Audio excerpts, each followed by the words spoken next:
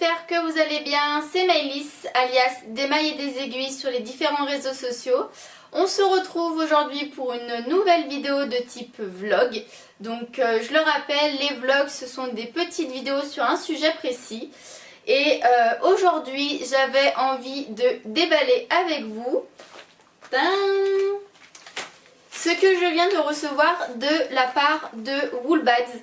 Donc pour ceux qui ne le savent pas, je suis ambassadrice de cette marque depuis, je ne pourrais pas vous dire, depuis un mois et demi je dirais, à peu près en même temps que le confinement de mémoire, depuis mars on va dire ça comme ça. Donc j'avais fait une première vidéo à ce sujet, un vlog, je vous mets la vidéo en référence dans le petit i, comme ça vous pouvez aller voir. Je vous expliquais le principe du partenariat et je vous montrais le contenu du premier colis. Là j'ai reçu le deuxième colis, donc du coup je vais déballer avec vous. Avant toute chose, j'avais deux petits trucs à vous dire. Le premier, vous le voyez peut-être sur mon visage, mais quand on n'est pas doué, on n'est pas doué. Ici, là, puis enfin, il y a un petit peu des marques de partout. J'ai réussi à me brûler avec mon thé. Voilà, je me suis renversé du thé dessus, du thé brûlant dessus. Et voilà. Donc vous avez le droit de vous moquer de moi parce que l'action, franchement, elle était ridicule. Mais je vous assure que franchement, c'est pas très marrant. Donc bon tant pis, hein, je vais pas camoufler ça avec je ne sais pas combien de couches de fond de teint qui empêcherait la brûlure en fait de cicatriser. Donc voilà, hein, c'est la vie, c'est comme ça. Donc ça c'est fait. Et puis la deuxième chose, c'est que je voulais faire un petit erratum sur la première vidéo. Je vous avais, et depuis le début d'ailleurs, que je vous parle de Woolbags, je vous parle de Laura. Laura que je connaissais avant qu'elle crée sa marque. Sauf que l'aventure Woolbags, en fait, il n'y a pas que Laura, il y a aussi Magali. Magali, c'est sa petite sœur. Et du coup, en fait, c'est au fur et à mesure que je lisais des posts, des fois je voyais Laura et Magali et tout. Puis du coup, je lui ai posé la question en discutant avec Laura. Elle m'a dit oui, c'est ma petite sœur et tout. Donc voilà, donc du coup Woolbags, c'est pas que Laura qui est derrière, c'est bien Laura et sa petite sœur Magali. Donc ce qui me fait d'autant plus plaisir parce que vous savez que je soutiens déjà l'initiative de créer une entreprise fait main en France. Ça je vous en avais parlé dans la première vidéo parce qu'on avait abordé la campagne de financement Ulule.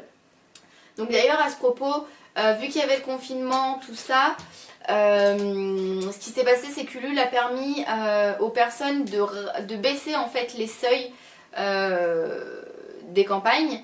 Donc du coup ce qui a permis en fait à Woolbags de remplir, de financer à 100% sa campagne parce que je crois que l'objectif est à 3500 et qu'il a été descendu à 1000 et quelques et que en plus en fait comme le délai était le même, les gens ont continué de participer à la campagne de financement, ce qui fait qu'on a atteint même plus que l'objectif rabaissé en fait. Donc j'en suis super contente parce que du coup je sais que Laura a envoyé le devis pour une machine à coudre professionnelle. Et je crois que ça permettait de couvrir quasiment la création d'un site web. Si je dis pas de bêtises, il me semble que à quelque chose près on devait réussir à couvrir le deuxième. Enfin voilà, il y avait un objectif pour une machine à coudre, un objectif pour le site web et je crois que le troisième objectif c'était pour avoir des... vous savez tout ce qui est présentoir, accessoires pour les stands sur les salons. Il me semble que c'était ça, donc je crois qu'on est arrivé quasiment à la fin du deuxième palier, si vous voulez, dans l'objectif global. Du coup, parenthèse fermée sur le financement, je continue dans la parenthèse de l'entreprise familiale. Donc vous savez que ça me tient énormément à cœur, cette histoire d'entreprise française et tout ça. Et que du coup, que ça soit une entreprise familiale, ça me plaît. Glam. Coucher. Je suis désolée, c'est le quart d'heure de folie des animaux, je viens de rentrer du boulot et du coup ils sont tout fous. On va essayer de faire ça, j'espère que ça... Non, m'abuse pas non plus. Voilà. Couche, va coucher là. Couchez là si tu veux, à côté de moi. Allez, couchez. Oui, bah sur le canapé, voyons. Bon, on devrait être tranquille un petit moment, la chienne est couchée sur le canapé. Mais du coup voilà, ça me tient énormément à cœur parce que vous savez que ma tata crée aussi, en fait elle tricote, elle brode, elle a un blog, voilà, et que ça nous a été transmis par sa maman, donc qui est ma mamie. Donc pour moi le tricot c'est vraiment une affaire de famille. Voilà, donc je referme la parenthèse de la parenthèse et on va passer à la partie déballage du colis. Ok, donc pour le déballage, comme vous pouvez le voir, je n'ai pas ouvert, donc je ne sais pas ce qu'il y a à l'intérieur. Je vais découvrir en même temps que vous. Alors, ça va faire un petit peu de bruit. Je verrai au montage si ça fait trop de bruit, je mettrai de la musique. Voilà. Et, ah bah, surprise, surprise, il y a un paquet dans un paquet. Ok, donc l'enveloppe est vide. Et hop, je peux vous montrer le petit emballage. Donc ce qui est sympa avec Woolbag, c'est que c'est toujours soigné. Et du coup, ça fait toujours plaisir. Donc je vais ouvrir. Vous avez déjà eu un petit aperçu. Ah, je voulais pas déchirer. Trop tard. En fait, j'aime pas déchirer les papiers de soie parce que je les garde pour comme ça, quand je veux envoyer des petits trucs, ça m'aide bien. Mais ok, hop, l'enveloppe est vide, enfin le papier de soie est vide. J'ai deux choses à vous, à vous montrer. Laura m'a mis un petit mot, donc en fait comme ça me permet de vous remontrer la carte de visite de Woolbags.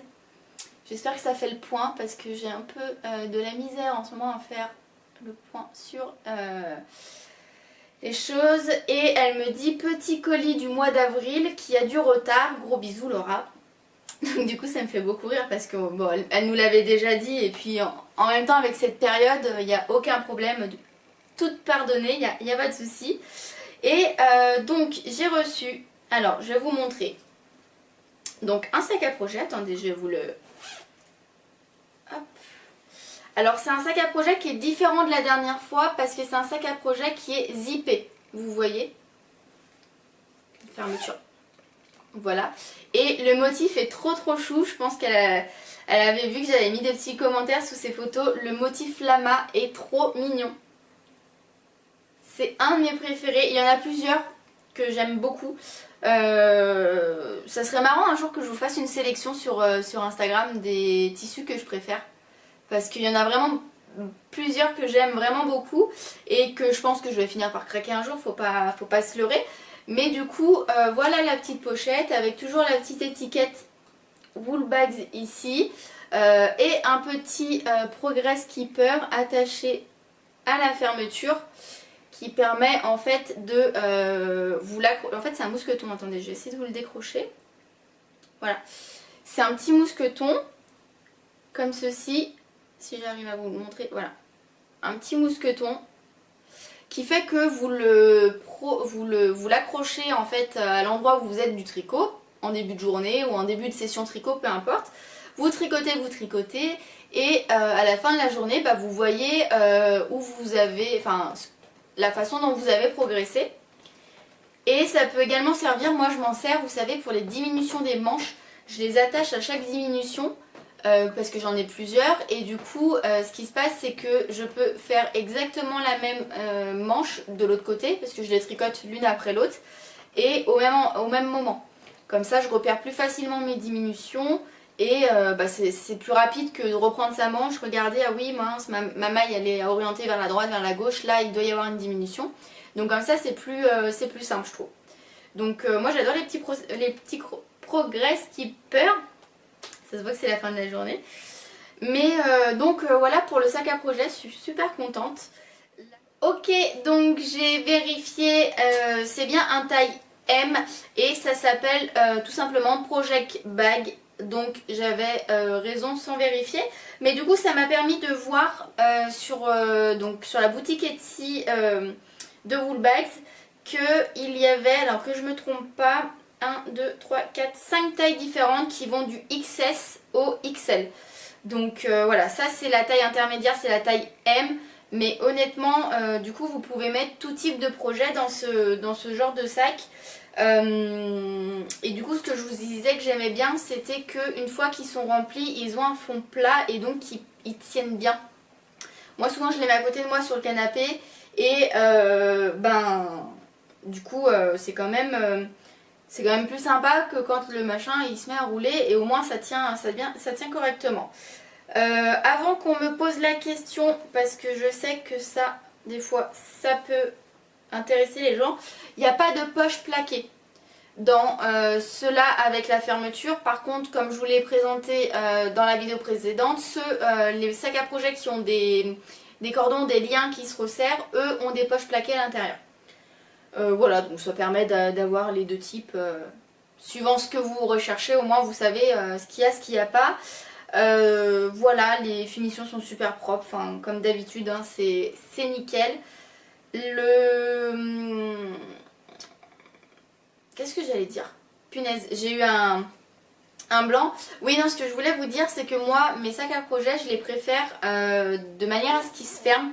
Parce que du coup, vous avez vu, il y a un chien, il y a un chat. Autant vous dire que les poils, voilà. Et j'ai un petit chat qui est assez farceur et donc qui aime beaucoup se coucher dans les sacs. Alors même si le sac est plus petit que le chat, ça pose pas de problème, il rentre que sa tête. Voilà, c'est un concept, c'est vraiment un concept. Donc du coup, en fait, quand je ferme les fermetures, quand je ferme les liens de mes sacs, au moins, j'ai pas ce problème-là. Et c'est vrai que je préfère. Je crois que j'ai plus de tote bag en ce moment que je me sers parce qu'il est dans sa période où justement il fait ça et c'est juste pénible. Et une fois il m'a fait ça et en fait je l'ai pas vu tout de suite. Et en fait il a sorti les pelotes et puis après, oh, une pelote qui roule, c'est super sympa. Et il m'a fait 3 fois le tour de la table avec les pelotes. Autant vous dire que j'ai pas hyper apprécié. Même si lui, ça avait l'air de l'avoir bien amusé. Hein. Mais du coup, ouais, la fermeture bien pratique. Et si vous n'avez pas d'animaux, ça empêche simplement que le projet s'en aille, que les enfants piochent dedans, voilà, c'est pratique. Enfin, moi je trouve ça pratique. Donc je suis bien contente. Hop, il reste des petits fils, j'avais pas vu, de couture. Mais nickel, nickel. Donc ça c'est la première chose. Et pour la deuxième chose, ça me fait d'autant plus plaisir parce que donc du coup c'est un porte-aiguille circulaire. Voilà. Et ça me fait d'autant plus plaisir parce que je viens d'attaquer les chaussettes. Donc ça va être super pratique, même si je pense qu'on peut les utiliser pour tout autre type de projet. Mais en tout cas, voilà, ça se présente comme ça. Alors, ça se présente... Je vais refermer tout. Ouais, voilà. Ça se présente comme ceci. Donc c'est entièrement doublé. Et il y a des pressions. Donc là, ce sont des pressions transparentes qui sont super sympas. J'en avais jamais vu des comme ça. Et qui permettent tout simplement de refermer le porte-aiguille. Et en fait, dedans, ça fait un petit chapeau.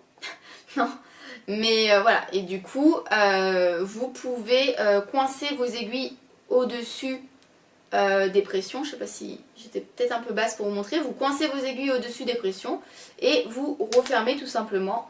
Comme ça, vos aiguilles risquent pas de s'abîmer. Elles risquent pas de vous piquer les fesses si comme moi vous les laissez sur le canapé. Véridique, hein, je les laisse pas longtemps, hein, c'est juste pour aller chercher quelque chose et revenir au canapé. Mais une fois sur deux, je m'assois dessus. Enfin, quand même pas une fois sur deux. Mais ça m'est arrivé une fois quand même, ou deux, de m'asseoir sur mes aiguilles. Alors heureusement que j'ai du métal parce que les bois, je suis pas certaine qu'elles auraient résisté.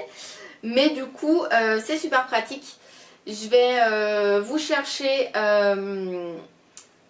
mes aiguilles avec mes chaussettes dessus, comme ça je vous montre.